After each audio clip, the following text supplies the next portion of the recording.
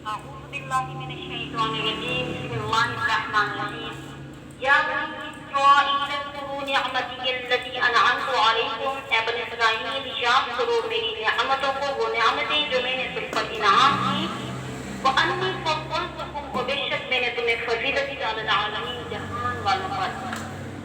اللہ تعالیٰ نے بنی اسرائیل کو ظاہری نعمتیں عطا فرمائی اور باطنی نعمتوں سے بھی مالا مال فرمایا۔ باقی نعمتیں یہ ہے کہ اللہ تعالیٰ نے حضرت یعقوب علیہ السلام کی اولاد میں عیسیٰ علیہ السلام تقریباً 4,000 پیغمبر مبعوث فرمائے۔ کسی قوم میں ایک پیغمبر کی آ جائے تو اس کا سر فخر سے آسمان کے ساتھ جا لگتا ہے۔ جس قوم میں 4,000 پیغمبر آئے اس کے لیے تو یہ اس سے فخر کی بات ہے کہ مشہور آسمانی کتابیں میں اللہ تعالیٰ نے ان کو عطا فرمائی، تورات حضرت موسیٰ علیہ السلام، زبور حضرت داؤد علیہ السلام، انجیل حضرت عیسیٰ علیہ السلام کو۔ اور کافی نعمتیں کیا ہے کہ اللہ تعالیٰ نے ان کو بادشاہت بھی عطا فرمائی۔ حضرت یوسف علیہ السلام یعقوب علیہ السلام کے حقیقی بیٹے تھے، پھر داؤد علیہ السلام خلیفۃ اللہ فی الارض ہوئے، پھر اللہ تعالیٰ نے سلیمان علیہ السلام کو حکومت عطا فرمائی۔ ان کے علاوہ 3 ایک بادشاہ میں گزرے ہیں۔ تو اللہ تعالیٰ فرماتے ہیں کہ میری نعمتوں کو یاد کرو، میری ان نعمتوں کا شکریہ ادا کرو۔ یہاں پر بنی اسرائیل کی جہان والوں پر فضیلت سے یہ مراد نہیں ہے کہ نبی صلی اللہ علیہ وآلہ وسلم کی امت پر بھی فضیلت حاصل ہے۔ قرآن پاک میں وضاحت سے بیان کیا گیا کہ اللہ تعالیٰ نے آپ کی امت کو سب سے زیادہ فضیلت بخشی ہے، اور اس فضیلت کا تعلق دنیا سے بھی ہے اور آخرت سے بھی ہے۔ گویا دونوں جہانوں میں امت محمدیہ صلی اللہ علیہ وآلہ وسلم کی فضیلت مسلم ہے، اور بنی اسرائیل کی فضیلت سے مراد یہ ہے کہ انہیں اپنے دور میں دینی اور دنیاوی ہر کے 2 لحاظ سے باقی اقواموں میں اعلیٰ برتری حاصل تھی۔ اس زمانے میں اس قوم میں صلاحیت بھی پائی جاتی تھی اور ان کو علمی حیثیت بھی مستند تھی۔ ایک خاص چیز جو بنی اسرائیل میں پائی جاتی ہے نا، وہ یہ ہے کہ اس قوم نے اپنی تاریخ کو محفوظ رکھا ہے۔ بہرحال بائبل کا ایک بڑا حصہ تاریخ بنی اسرائیل پر مشتمل ہے، برخلاف اس کے کہ ہندو قوم ہزاروں برس تک برسر اقتدار نہیں، مگر چھوٹے موٹے قصے کہانیوں کی ہندو کی کوئی تاریخ نہیں ہے۔ اپنی یہ خامی خود ہندو بھی تسلیم کرتے ہیں، گویا کہ بنی اسرائیل کے دور میں جو دوسری اقوام موجود تھی ان میں سے کسی کی تاریخ بھی محفوظ نہیں۔ بنی اسرائیل کی ایک واحد قوم ہے کہ جس کی تاریخ ملتی ہے۔ البتہ جب رسول صلی اللہ علیہ وسلم کی امت کا زمانہ آیا، انہیں علمی لحاظ سے بھی برتری حاصل ہوئی اور انہوں نے اپنی تاریخ کو بھی محفوظ کر لیا۔ یعنی انہی زمانے میں نا انہیں علم بھی حاصل ہوا، مگر جب یہ امت زوال ہوئی، ان پر زوال ہوا، ان کی حیثیت سے دنیا کی دیگر زوال پذیر اقوام سے مختلف نہ رہی، اور موجودہ دور کے مسلمان کو اپنی تاریخ میں کوئی دلچسپی نہیں ہے۔ وہ نہ اپنی تاریخ کی حفاظت کی کوشش کرتا ہے، نہ اپنی تاریخ حفاظت کرتا ہے، نہ کوشش کرتا ہے، نہ پڑھتا ہے، نہ مطالعہ کرتا ہے، اور نہ اپنی کتاب کی تشریح و تفسیر معلوم کرنے کی سعی کرتا ہے۔ مسلمانوں کے زمانے عروج کی تاریخ تو آج بھی موجود ہے۔ اسلام نے بڑے بڑے مورخ پیدا کیے اور جنہوں نے اپنے تقریروں کی لفظے کو اپنی کتابوں کے اوراق میں محفوظ کر دیا، اور رحیم نے علامات فکری رحمہ اللہ تعالیٰ 25ویں صدی ہجری میں ہوئے، اور ابن خالد رحمہ اللہ تعالیٰ، ابن کثیر رحمہ اللہ تعالیٰ 8ویں صدی کے مورخ ہیں، اور ابن اثیر رحمہ اللہ تعالیٰ انہوں نے تاریخ اور دیگر علوم کو محفوظ کیا جو مفسر بھی ہیں اور تاریخ دان بھی ہیں۔ مگر آج ہم ہیں جو اپنے اکابر کے جمع کردہ علمی ذخیرے سے بھی خاص ثواب مستفید نہیں ہو پاتے۔ جب سے انگریز کی فطرت پیدا ہوئی ہے نا کہ اس نے مسلمانوں کو ان کی اپنی تاریخ سے بے بہرا کر دیا ہے، تو آج مسلمان اپنی تاریخ کو فراموش کر چکا ہے، اسے اب یورپ کی افراد سے فرق ہے۔ اعوذ باللہ من الشیطان الرجیم، بسم اللہ الرحمن الرحیم۔ یا بنی اسرائیل، اے بنی اسرائیل، اذکروا نعمتی، یاد کرو میری نعمتوں کو، التی انعمت علیکم، وہ نعمتیں جو میں نے تم پر انعام کی، وانی فضلتکم، اور بے شک میں نے تمہیں فضیلت دی علی العالمین، جہان والوں پر۔ اللہ تعالیٰ نے بنی اسرائیل کو ظاہری نعمتیں بھی عطا فرمائی اور باطنی نعمتوں سے بھی مالا مال فرمایا۔ باطنی نعمتیں یہ ہے نا کہ اللہ تعالیٰ نے حضرت یعقوب علیہ السلام کی اولاد عیسیٰ علیہ السلام تک تقریباً 4,000 پیغمبر مبعوث فرمائے۔ کسی قوم میں ایک پیغمبر بھی آ جائے تو ان کا سر فخر سے آسمان کے ساتھ جا لگتا ہے، اور جس قوم میں 4,000 پیغمبر آئے ان کے لیے یہ بات کس سے فخر کی ہے کہ وہ 3 شعور آسمانی کتابیں بھی اللہ تعالیٰ نے ان کو عطا فرمائی، تورات حضرت موسیٰ علیہ السلام، زبور حضرت داؤد علیہ السلام، انجیل حضرت عیسیٰ علیہ السلام کو۔ یہ ظاہر ہے کہ اللہ تعالیٰ نے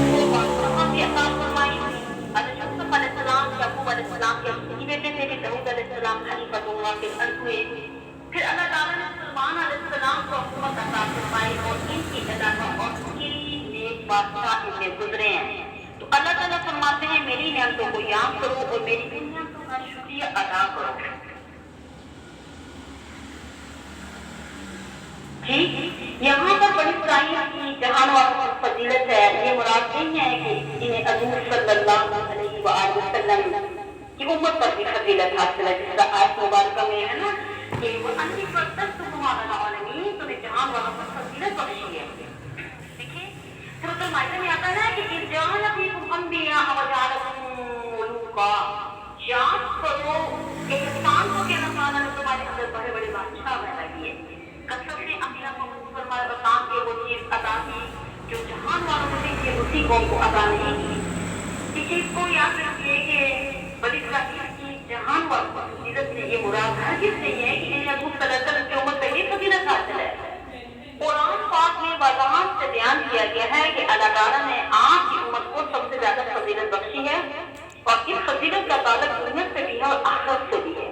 گویا دونوں جہانوں میں امت محمدیہ صلی اللہ علیہ وسلم کی فضیلت مسلم ہے۔ بنی اسرائیل کی فضیلت سے مراد یہ ہے انہیں اپنے دور میں دینی اور تنظیمی ہر یعنی کہ دو لحاظ سے باقی اقوام میں آنے سے برتری حاصل تھی۔ اس زمانے میں اس قوم میں صلاحیت بھی پائی جاتی تھی اور ان کی علمی حیثیت بھی مختلف تھی۔ ایک خاص چیز جو بنی اسرائیل میں پائی جاتی ہے وہ یہ ہے کہ اس قوم نے اپنی تاریخ کو محفوظ رکھا ہے۔ میرا بائبل کا ایک بڑا حصہ تاریخ بنی اسرائیل پر مشتمل ہے، برخلاف ہندو قوم ہزاروں برسوں ابتدائی رہے، مگر سوائے چھوٹے موٹے قصے کہانیوں کے ہندو کی کوئی تاریخ نہیں ہے۔ تو اپنی یہ خامی خود ہندو بھی تسلیم کرتے ہیں۔ گویا بنی اسرائیل کے دور میں جو دوسری اقوام موجود تھی ان میں سے کسی کی تاریخ بھی محفوظ نہیں ہے۔ بنی اسرائیل کی ایک واحد قوم ہے جس کی تاریخ ملتی ہے۔ البتہ جب حضور خاتم النبی صلی اللہ علیہ وآلہ وسلم کی امت کا زمانہ آیا تو انہیں علمی لحاظ سے بھی برتری حاصل ہوئی اور انہوں نے اپنی تاریخ کو بھی محفوظ کر لیا۔ انہی زمانے میں یعنی جن کو علم بھی حاصل تھا، مگر جب یہ امت بھی زوال پذیر ہوئی تو ان کی حیثیت بھی دنیا کی دیگر زوال پذیر اقوام سے مختلف نہ رہی اور موجودہ دور میں مسلمان کو اپنی تاریخ میں کوئی دلچسپی نہیں ہے۔ وہ نہ اپنی تاریخ کی حفاظت کی کوشش کرتا ہے، نہ اپنی کتاب کی تشریح و تفسیر معلوم کرنے کی سعی کرتا ہے۔ مسلمانوں کے زمانے میں عروج کی تاریخ تو آج بھی موجود ہے۔ اسلام نے بڑے بڑے مورخ پیدا کیے ہیں جنہوں نے اپنے ذریعے دور کے ایک ایک لمحے کو اپنی کتابوں کے اوراق میں محفوظ کر لیا۔ ان مورخین میں علامہ سیوطی رحمہ اللہ تعالیٰ تیسری صدی ہجری میں ہوئے، ابن خلدون رحمہ اللہ تعالیٰ، ابن کثیر رحمہ اللہ تعالیٰ 8ویں صدی کے مورخ ہیں، ابن اثیر رحمہ اللہ تعالیٰ جنہوں نے تاریخ و دیگر علوم کو محفوظ کیا جو مفسر بھی ہیں اور تاریخ دان بھی ہیں۔ مگر آج ہم ہیں نا جو اپنے اکابر کی جمع کرتے ہیں علمی ذخیرے سے بھی یعنی کہ مستفید نہیں ہو سکتے، اور جب سے انگریز کی فطرت پیدا ہوئی ہے اس سے مسلمانوں کو ان کی اپنی تاریخ سے بے بہرا کر دیا ہے۔ آج مسلمان اپنی تاریخ کو فراموش کر چکا ہے، اسے اب یورپ کی افراد سے فخر ہے اور ان کی تاریخ کو حفظ کرتے ہیں اور اپنی تاریخ سے ناواقف ہے۔ بہرحال کسی شاعر نے کیا خوب کہا، شاعر نے کہا تھا ایک شاعر ہے، یہاں یہ میرے اپنے ہی الفاظ ہیں، سبب کو اپنے بلا نہ دینا، دیے کو اپنے بجھا نہ دینا، اگرچہ طوفان ہو گھبرا نہ جانا، بلند جذبے اپنے بلا نہ دینا، اپنے مرکز سے اگر دور نکل جاؤ گے خاک ہو جاؤ گے، افسانوں میں ڈھل جاؤ گے، اپنے پرچم کر کہیں بلا نہ دینا، صرف شعلوں سے جو کھیلو گے تو جل جاؤ گے، تیز قدموں سے چلو تو سادن سے بچو، بھیڑ میں جو سست چلو گے تو کچل دیے جاؤ گے، دے رہے ہیں جو تمہیں تازہ رفاقت کا فریب، دے رہے ہیں جو تمہیں تازہ رفاقت کا فریب، ان کی تاریخ پڑھو گے تو سیدھا دیے جاؤ گے، سبق تمہارا قرآن میں ہے، دیا تمہارا نبی کا اسوہ۔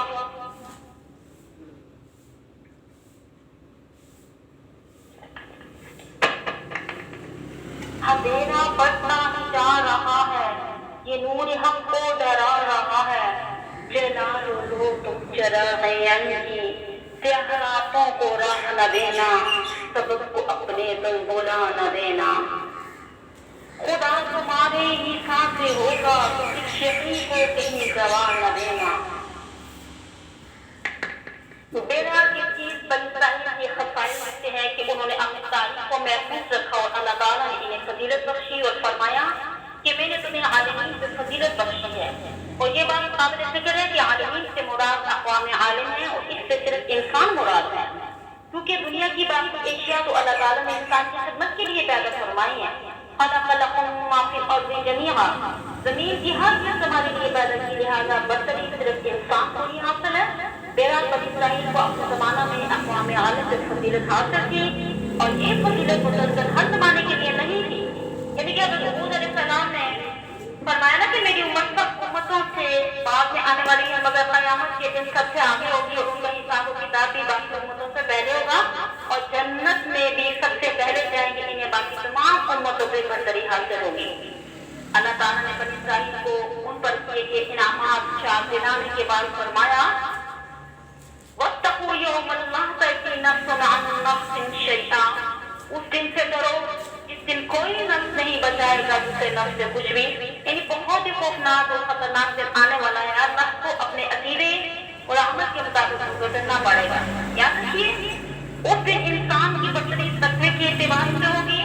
تقوی کی تشریح شیخ عبد القادر جیلانی رحمہ اللہ تعالیٰ نے یہ آیت پڑھی تھی، ان اللہ یأمر بالعدل والإحسان وإیتاء ذی القربى وینہی عن الفحشاء والمنکر۔ تقوی یہ ہے نا کہ انسان عدل اور احسان کا دامن تھام لے، قرابت داروں کے حق ادا کرے، فحش اور بے حیائی کی باتوں سے بچتا رہے، عقیدے اور عمل میں اپنے اور بیگانوں سے عدل لازم ہے، اور احسان تو بڑی منزل ہے، حقوق کی ادائیگی اس سے بھی آگے ہے۔ یہ تمام چیزیں تقوی میں شامل ہیں۔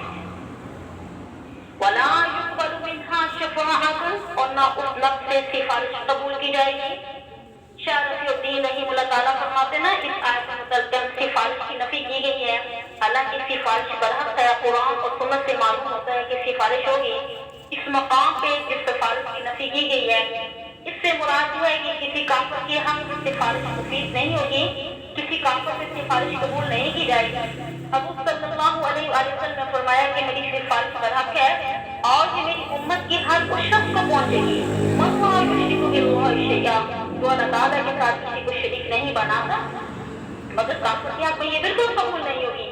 البتہ اگر کسی کی فطرت پاک ہوگی تو عقیدہ صحیح ہوگا، مشرک اور کافر نہیں ہوگا تو سفارش مفید ہوگی۔ من ذا الذی یشفع عنده الا باذنہ، اللہ تعالیٰ کی اجازت کے بغیر بھی کوئی سفارش نہیں ہوگی۔ سفارش کی دوسری شرط یہ ہے کہ وہ رضی اللہ قولا، سفارش اس کے حق ہوگی جس کا عقیدہ اور بات اللہ تعالیٰ کو پسند ہوگی۔ فاسد العقیدہ انسان کے بارے میں سفارش کا کوئی امکان نہیں ہے۔ حضرت شاہ رفیع الدین رحمہ اللہ تعالیٰ فرماتے ہیں کہ ایک وقت ایسا بھی آئے گا کہ جس وقت بالکل کوئی چیز مفید نہیں ہوگی، حشر میں بڑی بڑی منزلیں آئیں گی، جب قومی تجلی زور سے نازل ہو رہی ہوگی تو انبیاء علیہ السلام بھی گھبرا جائیں گے۔ حدیث شریف میں آتا ہے کہ نفس کی پکارے گی، اس موقع پہ سفارش کہاں ہوگی؟ ہاں، بعد دوسرے مواقع پہ دو شرائط کے ساتھ سفارش ہوگی کہ اللہ تعالیٰ کی اجازت ہو اور جس کے حق میں سفارش کی جا رہی ہے اس کا عقیدہ صحیح ہو۔ فرمایا اس دن سے ڈرو جس دن سفارش بھی قبول نہیں کی جائے گی، ولا یؤخذ منها عدل، اور اس دن سے یہ بھی قبول نہیں کیا جائے گا۔ کوئی شخص یہ بھی کہ اپنی جان چھڑا سکے یہ بھی ممکن نہیں ہوگا۔ اور دوسری جگہ صاحب موجود ہے نا کہ اگر کوئی شخص سونے کی بھری ہوئی پوری زمین بھی سے کہے کہ اپنی جان بچانا چاہے گا تو ایسا نہیں ہو سکے گا۔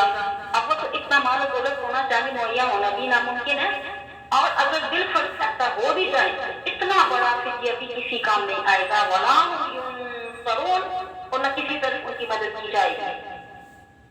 یعنی دنیا میں کسی کو چھڑانے کے یہی طریقے نا، کہیں سفارش چل گئی ہے، کہیں فدیہ یا نذرانہ دے دیا یا کہیں کچھ بنا دیا جس کو سفارش کے طور پہ لے آئے، مگر میدان حشر میں ان میں سے کوئی چیز بھی کارگر نہیں ہوگی۔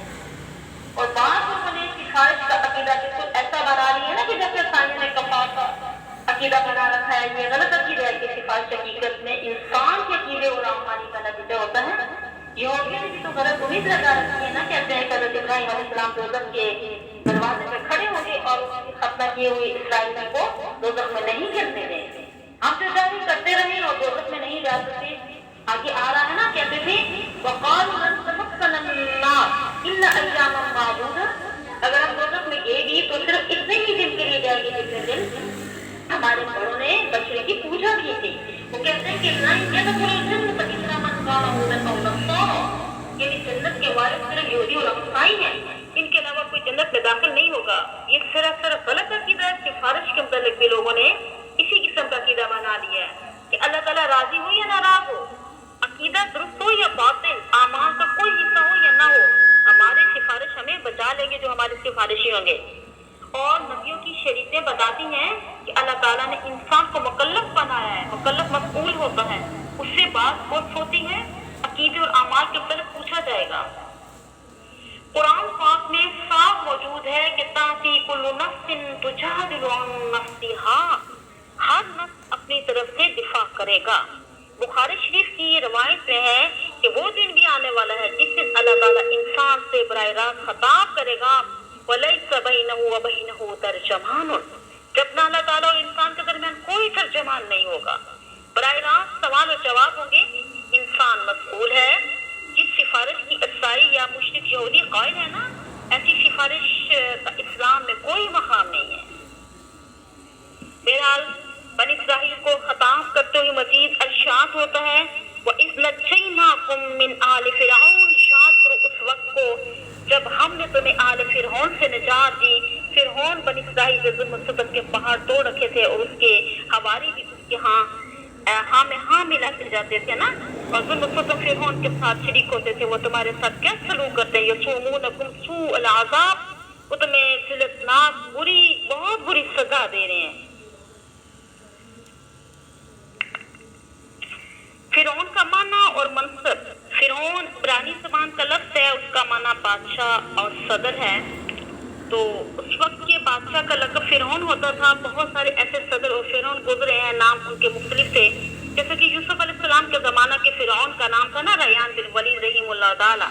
ये बड़ा नेक आदमी था, उसने अपनी मर्जी और खुशी से हुकूमत छोड़ दी थी। हालांकि हुकूमत छोड़ना आसान बात नहीं है। और फिरौन को नजूमियों ने बताया था कि 2-3 सालों में बनी इस्राइलों में एक बच्चा पैदा होगा जो तेरी हुकूमत के सवाल का बायस बनेगा। वो नजूमी कभी दुरुस्त बात भी बताया दिया करते थे। आज का जो नजूमी बताते हैं वो बिल्कुल गलत है और इल्म गैब नहीं जानते। बहरहाल फिरौन ने औरतों का एक अलग महकमा कायम किया और उनको जिम्मेदारी भी सौंपी कि बनी इस्राइलों की हामला औरतों की निगरानी करें। तो बनी इस्राइल उस वक्त काफी तादाद में थे और हामला औरतों की निगरानी सख्त कर दी जाती थी। अगर बच्ची पैदा होती तो उसको कुछ नहीं कहते थे, अगर बच्चा पैदा होता तो हुक्म होता उसको कत्ल कर दो। शाह अब्दुल अजीज साहब हज़रत तेलवी रहमतुल्लाह ताला फरमाते हैं, तफसीर अजीज़ी में लिखते हैं ना कि 12,000 बच्चे उस जालिम हुक्मरान के कानून में तबाह हो गए थे। और अल्लामा बोनी रहमतुल्लाह ताला बड़े औलिया हैं और उन्होंने अमलियात के मौजूद अरबी ज़बान में एक किताब लिखी है ना, उसका नाम है शम्सुल मुआरिफ, 4 जिल्दों में है। अमलियात की सबसे बड़ी किताब है और उनके तहकीक के मुताबिक 70,000 बच्चे कत्ल हुए, लेकिन 12,000 तादाद भी कोई कम नहीं है। और 90,000 माओ ने सीधा जानिब से हमल करा दिए। बच्चा हमारे सामने ज़बा होगा तो हमसे गवारा नहीं हो सकेगा। तो बहरहाल फिरौन ने अपनी हुकूमत बचाने के लिए बड़े बच्चे ज़बा करवाए, मगर अल्लाह ताला ने अपनी कुदरत ज़ाहिर फरमाई, जिसकी तफसीर 16वें पारे में है कि जिस बच्चे से खतरा था वो अल्लाह ताला ने फिरौन के घर में पाल रखा था। ऐसा तूने 12,000 बच्चे ज़बा करवाए और जिसने तेरा बेड़ा गर्क करना है ना वो तेरे घर में ही परवरिश पा रहा है। अल्लाह ताला ने कहा कि मैं तेरे घर पे पाल कर दिखाऊंगा, मगर यहाँ पे 30 साल तक मूसा अलैहिस्सलाम फिरौन के घर में पलते रहे, बच्चों को ज़बा करता और औरतों को जिंदा छोड़ देता था। फरमाया वफ़ी ज़ालिकुम बलाउन, इसमें इम्तिहान था, मिर रब्बिकुम अज़ीम, तुम्हारे रब की तरफ से बड़ा। तो बनी इस्राइल के लिए वाकई ये बहुत बड़ी आजमाइश थी कि अपने सामने बच्चों को ज़बा कराकर यानी किस तरह ये इम्तिहान में कामयाब होते हैं। जब बनी इस्राइल इस इम्तिहान में कामयाब हुए, हिम्मत और हौसला न छोड़ा, तो अल्लाह ताला ने इन्हें इस जुल्म से निजात दी।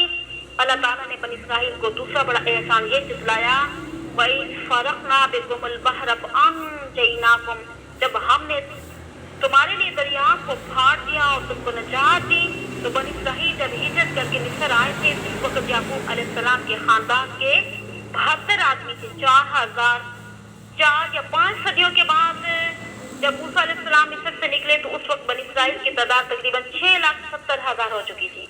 تو موسیٰ علیہ السلام کو اللہ تعالیٰ نے حکم دیا کہ میرے ان بندوں کو لے کر یہاں سے نکلیں. تو آپ نے اپنی قوم سے مشورہ کیا، یہ پایا کہ بغیر اطلاع یہاں سے نکلنا درست نہیں، بلکہ فرعون سے اجازت حاصل کر لینی چاہیے. تو انہوں نے فرعون سے اجازت طلب کی کہ ہم باہر کسی تقریب میں جانا چاہتے ہیں. تو اجازت مل گئی تو انہوں نے فرعونیوں سے زیورات وغیرہ بھی حاصل کر لیے. تو ایک خاص تقریب میں شامل ہونا ہے. تو بہرحال بنی اسرائیل سفر پہ روانہ ہوگی. تو سارا دن گزر گیا. تو اگلی رات فرعونیوں کو احساس ہوا کہ کہیں بنی اسرائیل بالکل ہی نہ چلے جائیں، تو ان کا پتہ کرنا چاہیے. تو فرعون نے تعاقب کا حکم دے دیا. تو ایک دن لشکر کی تیاری میں گزر گیا اور دوسری رات بھی گزر گئی. تو بنی اسرائیل مسلسل چلتے رہے. مصر سے مشرق کی جانب بحیرہ قلزم آتا ہے نا، اس کو عبور کرنے کے بعد صحرائے سینا آتا ہے. یہ 12 کوس کی مسافت ہے. تفسیری روایتوں میں آتا ہے کہ فرعون کا لشکر 12 لاکھ افراد پہ مشتمل تھا. اور شاہ رفیع الدین رحمہ اللہ تعالیٰ فرماتے ہیں کہ لشکری اور بازاری لوگ ملا کے کل نفری 60 لاکھ کے قریب تھی. اور ادھر جب بنی اسرائیل بحیرہ قلزم کے کنارے پہ پہنچے تو پتہ چلا کہ پیچھے فرعون لشکر آ رہا ہے. بڑے گھبرائے کہ اب تو ہم پکڑے جائیں گے، تو ہم میں سے ایک شخص بھی زندہ نہیں بچے گا. تو موسیٰ علیہ السلام نے بنی اسرائیل کو تسلی دی کہ گھبراؤ مت، ان معی ربی سیہدین، بے شک میرا رب میرے ساتھ ہے، وہ ضرور رہنمائی کرے گا. اس موقع پہ اللہ تعالیٰ کو حکم ہوا کہ انذر بعصاک البحر، یعنی اے موسیٰ اپنی لاٹھی سے سمندر میں 12 جگہ ضرب لگاؤ. اب بنی اسرائیل کے 12 قبیلے تھے. موسیٰ علیہ السلام نے 12 مقامات پر ضرب لگائی اور 12 راستے سمندر میں بن گئے. 12 کوس کے لمبے لمبے راستے میں پانی کی دیواریں کھڑی ہو گئی. گویا پانی ایسے ہو گیا نا، اور ان 12 راستوں کے درمیانی دیواروں میں کھڑکیاں بھی بن گئی. سامنے شیشے کی طرح نا کہ نظر آ رہے تھے ادھر کون بیٹھا ہوا ادھر کون بیٹھا ہوا، تاکہ دوران اس سفر ایک قبیلے کے لوگ دوسرے قبیلے والوں کو دیکھ بھی سکیں. بڑا خوبصورت منظر تھا. یہ سب کچھ معجزانہ طور پر ہوا، جس کی تصریح قرآن پاک میں تفاسیر میں موجود ہے. بہرحال سچیت اور پرویزی فرقے اس کا انکار کرتے ہیں. تو بہرحال تمام قبیلے اپنے اپنے راستوں پہ روانہ ہو گئے اور پیچھے سے فرعون کا لشکر بھی آ پہنچا. اور انہوں نے دیکھا کہ پانی میں راستے بھی بنے ہوئے ہیں اور بنی اسرائیل ان راستوں پہ رواں ہیں. فرعونی گھوڑے پہ سوار تھے، مگر ان کے گھوڑے پانی میں اترنے کے لیے تیار نہیں تھے. اللہ تعالیٰ نے جبرائیل علیہ السلام کو گھوڑی پر سوار کر کے بھیجا. تو آپ آگے چلے اور گھوڑی کی خوشبو سونگی اور فرعون کا گھوڑا بھی پیچھے پیچھے چلا. تو میکائیل علیہ السلام کو حکم ہوا کہ فرعون کے لشکر کو پیچھے لاؤ. اور بہرحال انہوں نے کہا کہ دیکھو بنی اسرائیل تمہارے ہاتھوں سے نکلے چلے جا رہے ہیں، تعاقب کر کے ان کو پکڑو. پھر سارا لشکر پانی میں یعنی کہ راستوں پہ نکل گیا اور بنی اسرائیل 12 کوس مسافت طے کر کے سمندر میں پار ہو گئے اور فرعون کا سارا لشکر پانی میں بنے ہوئے راستے کے درمیان میں آ گیا. اللہ تعالیٰ نے حکم دیا کہ فَخَشِيَهُمْ مِنَ الْيَمِّ مَا غَشِيَهُمْ، پھر پانی کی موجوں نے انہیں اس طرح گھیرا کہ ان میں سے ایک بھی زندہ نہ بچا. صرف فرعون کی لاش کو پانی نے عبرت کے لیے باہر پھینک دیا. اس واقعے کو یاد دلاتے ہوئے اللہ تعالیٰ نے فرمایا وَأَغْرَقْنَا آلَ فِرْعَوْنَ، ہم نے تمام فرعونیوں کو غرق کر دیا. وَأَنْتُمْ تَنْظُرُونَ، اور یہ سب کچھ تمہاری آنکھوں کے سامنے ہوا. میرے اس احسان کو یاد کرو جب تمہارے لیے سمندر میں راستے بنا دیے جن کے ذریعے تم نے سمندر کو عبور کر لیا اور فرعونیوں سے نجات پالی، مگر اس پانی میں فرعون کے سارے لشکر کو تمہارے سامنے غرق کر دیا. ان احسانات کو یاد دلانے کا مقصد یہ تھا کہ آپ بھی اپنی برائیوں سے باز آ جاؤ. اس دن سے ڈرو جس دن نہ کوئی سفارش کام آئے گی اور نہ کسی سے فدیہ قبول کیا جائے گا، اور جو کچھ میں نے تمہارے اوپر نازل کیا اس پر بھی ایمان لے آؤ. سامعین کے متعلق بتاتی ہوں کہ اس طرح ہوا نا کہ موسیٰ علیہ السلام کی قوم میں ایک آدمی تھا کہ جس کا نام موسیٰ بن صفر تھا. یہ قبیلہ سامرہ سے تعلق رکھتا تھا. وہ سامرہ قبیلہ بھی حضرت یعقوب علیہ السلام کی نسل سے تھا. یہ آدمی منافق تھا. اس نے سونے چاندی کا ایک بچڑا بنایا اور حضرت جبرائیل علیہ السلام کے گھوڑے کے قدموں کی مٹی جو ہے نا اس نے اٹھائی ہوئی تھی، وہ مٹی اس بچڑے میں ڈالی تھی. اس بچڑے نے ٹھی ٹھی کی آواز نکالنی شروع کر دی. سامنے نے لوگوں کو کہا کہ بچڑے کے اندر جو ٹھی ٹھی کر رہا ہے یہ رب ہے.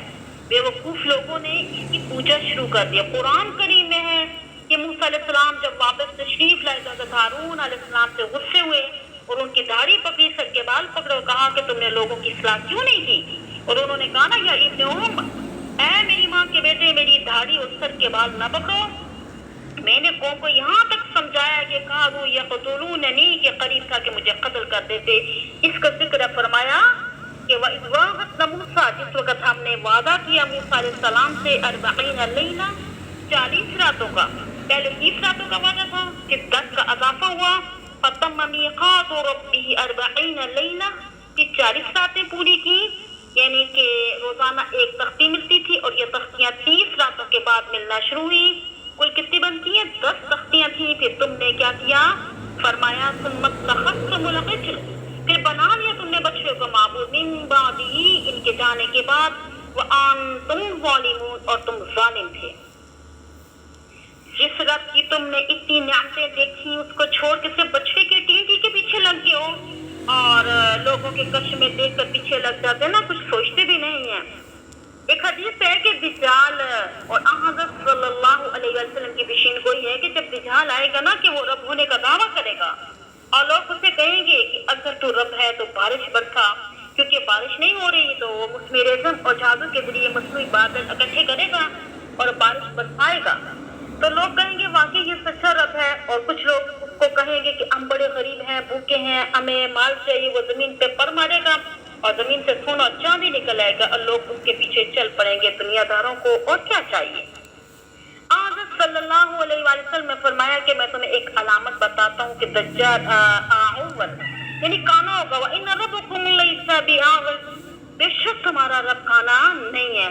تو بنی اسرائیل نے بچے کو معبود بنا لیا۔ اللہ تعالیٰ فرماتے ہیں ثم عفونا عنکم، پھر ہم نے معاف کیا تم کو، من بعد ذلک، اس کے بعد، لعلکم تشکرون، تاکہ تم شکریہ ادا کرو۔ وَإِذْ آتَيْنَا مُوسَى الْكِتَابَ، اور جب دی ہم نے موسیٰ علیہ السلام کو کتاب، کون سی؟ تورات، جس کا تمام آسمانی کتابوں میں قرآن کریم کے بعد بہت بلند مقام ہے اور بڑی جامع کتاب ہے۔ والفرقان، اور معجزے بھی دیے جن کے ذریعے حق اور باطل کے درمیان فرق ہوتا تھا۔ بہت سارے معجزے تھے، اور ان میں سے ایک وہ عصا مبارک بھی تھا کہ جب اس کو پھینکتے تھے تو وہ اسلحہ بن جاتا تھا اور مقابلے میں آنے والے جادوگروں کے سارے سانپوں کو نگل جاتا تھا۔ پھر جب اس کو ہاتھ لگاتے تھے وہ عصا ہو جاتا تھا۔ فوقع الحق وبطل ما كانوا يعملون، اللہ تعالیٰ نے معجزات کے ذریعے حق کو ظاہر کیا اور ان کی کاروائی کو باطل کر دیا۔ کیوں؟ لعلکم تہتدون، تاکہ تم ہدایت حاصل کرو۔ ایک چیز سمجھیے نا کہ شاہ عبدالعزیز محدث دہلوی رحمہ اللہ تعالیٰ فرماتے ہیں کہ گوسالہ پرستی ہر قوم میں پائی جاتی ہے۔ یہ مت سمجھو کہ صرف بچڑے کی پوجا ہی مشرکانہ فعل ہے، بلکہ اللہ تعالیٰ کے سوا جس کی بھی پوجا کی جائے گی وہ شرکی ہوگا۔ ترمذی شریف میں حضور صلی اللہ علیہ وآلہ وسلم کا ارشاد گرامی ہے کہ تعیس عبد الدینار، تباہ ہو دینار کا بندہ، تباہ ہو درہم کا بندہ ہو، یعنی کھمبل کا بندہ، یعنی ان اوتیا روزیا وان لم یعطا سخطا، اگر اسے دے دیا جائے تو راضی ہو جاتا ہے، اگر نہ دے دیا جائے تو ناراض ہو جاتا ہے۔ اور یہ دراصل درہم اور دینار کی عبادت ہی تو ہے، اس کو بھی گوسالہ پرستی سے تعبیر کر سکتے ہیں۔ ایک عام مقولہ ہے نا کہ جو چیز تجھے اللہ تعالیٰ کی عبادت سے غافل کر دیتی ہے وہ تیرا طاغوت ہے۔ ٹھیک ہے، اس مقام پہ ایک اشکال پیدا ہوتا ہے نا کہ ہارون علیہ السلام جیسے نبی کی موجودگی میں بنی اسرائیل گوسالہ پرستی میں کیسے مبتلا ہو گئے ہیں۔ مفسرین کرام فرماتے ہیں نا آپ کو، اس کی غالب وجہ یہ ہے کہ مصر میں صدیوں تک رہتے ہوئے بنی اسرائیل نے مصریوں کے اثرات قبول کر لیے تھے، جیسے ہم لوگوں نے کر لیے ہیں نا ہندوؤں کے۔ اب مصری لوگ سام کی پوجا کرتے تھے نا، اور گھائی کی پوجا کرتے تھے، اور سورج کی پوجا کرتے تھے۔ فرعون کا معنی بھی بڑا دے ہوتا ہے، اور یہ سورج کا نام پہ بنایا ہوا تھا، اور اس کے علاوہ مظاہر قدرت کی پوجا کرتے تھے۔ یہی چیز بنی اسرائیل میں بھی صلاحیت کر چکی تھی، لہذا انہوں نے بھی بچڑے کی پوجا شروع کر دی تھی۔ اور اقوام عالم کے ایک دوسرے پر اثرات تاریخی طور پہ ثابت ہوتے ہیں نا، جس طرح کے برصغیر کے مسلمان ہندوؤں کے آثار سے بہت متاثر ہوئے، اور ہندوؤں کی بہت سی رسمیں مسلمانوں میں بھی پائی جاتی ہیں، یعنی کہ مرنے والوں کا تیجا ہو گیا، 7واں 40واں وغیرہ ہندوانہ رسومات ہیں، ورنہ مسلمانوں کے ان رسموں سے کوئی تعلق نہیں ہے۔ اسی طرح بنی اسرائیل جو کہ مصریوں کے غلام تھے، لہٰذا مصریوں کے اثرات بنی اسرائیل میں بھی صلاحیت کر کے۔ تو موجودہ زمانے میں دیکھ لیجیے نا کہ جو قومیں انگریز کی غلامی میں رہی ہیں وہ سب ان کی تہذیب اور تمدن سے سے متاثر ہیں، اور مشرقی ممالک میں سے ایرانیوں، ہندوستانیوں اور پاکستانیوں نے ان کا بڑا اثر قبول کیا ہے۔ یہی حال عربوں، مصریوں، شامیوں کا ہے۔ باقی نہیں، مصریوں کی عادات بنی اسرائیل میں صلاحیت کر چکی تھی، لہٰذا موقع ملتے ہی نا انہوں نے گوسالہ پرستی شروع کر دی تھی۔ تو بعض اسرائیلی حلولی عقیدہ رکھتے تھے۔ اس کا مطلب یہ ہے کہ اللہ تعالیٰ کسی چیز میں حلول کر جاتا ہے، سمجھ رہی ہیں؟ اس شکل میں ظاہر ہو جاتا ہے نا کہ جیسے ہندوؤں میں اوتار کا عقیدہ ہے کہ اللہ تعالیٰ فلاں کی شکل میں ظاہر ہو گیا یا فلاں جنم میں اس نے ظہور کر لیا، تو اسی قسم کے غلط عقیدے کی بنا پہ سامری بدبخت یعنی انہیں گمراہ کرنے میں کامیاب ہو گیا۔ جیسے قرآن پاک میں موجود ہے نا کہ سامری نے کہا کہ ھذا الہکم الہ موسیٰ، یعنی تمہارا اور موسیٰ علیہ السلام کا الہ یہی ہے۔ اللہ تعالیٰ اس بچڑے میں حلول کر آیا ہے، لہٰذا اس کی پوجا شروع کر دو۔ اور بچڑے نے بولنا تو شروع کر ہی دیا تھا، اور جو ہر قسم کے بنی اسرائیل سامنے کی باتوں میں آگے تھے اور انہوں نے بچڑے کی پوجا شروع کر دی۔ یہ ٹھیک ہی کر رہا ہے۔ باقی رہا یہ سوال کہ سامری نے یہ کرشمہ کیسے ظاہر کر دیا، تو یہ شخص میجک ماسٹر یا بیداری یا جادوگر تھا، وہ مختلف قسم کے ٹرک جانتا تھا۔ بہرحال اس نے چال بازی سے کام لیا۔ جب فرعون کا لشکر بنی اسرائیل کے تعاقب میں بحیرہ قلزم میں پہنچا تو اس کے گھوڑے سمندر میں اترنے سے ہچکچائے، تو اللہ تعالیٰ نے جبرائیل علیہ السلام کو گھوڑی پہ سوار کر کے بھیجا، جو لشکر فرعون کے آگے آگے چل نکلی۔ تو سامری نے دیکھا نا کہ جس جگہ پہ جبرائیل علیہ السلام کی گھوڑی کا پاؤں لگتا ہے تو وہاں پہ فوراً سبزہ اگ جاتا ہے۔ وہ سمجھ گیا کہ اس میں کوئی کرشمہ ہے۔ اس نے گھوڑی کے پاؤں والی جگہ کی تھوڑی سی مٹی محفوظ کر لی تو وہ سنار پیتا تھا۔ اس نے سونے کا بچڑا بنایا اور اس کے منہ میں وہ مٹی رکھ دی، جس کی وجہ سے بچڑے نے بولنا شروع کر دیا۔ بہرحال اس نے مشہور کر دیا کہ اللہ تعالیٰ اس میں حلول کر آیا ہے۔ بہرحال اللہ تعالیٰ ہدایت ہے، اسی لیے یہ میں نے آپ کو تفصیل سے بتا دی ہے۔ چلتے ہیں آگے۔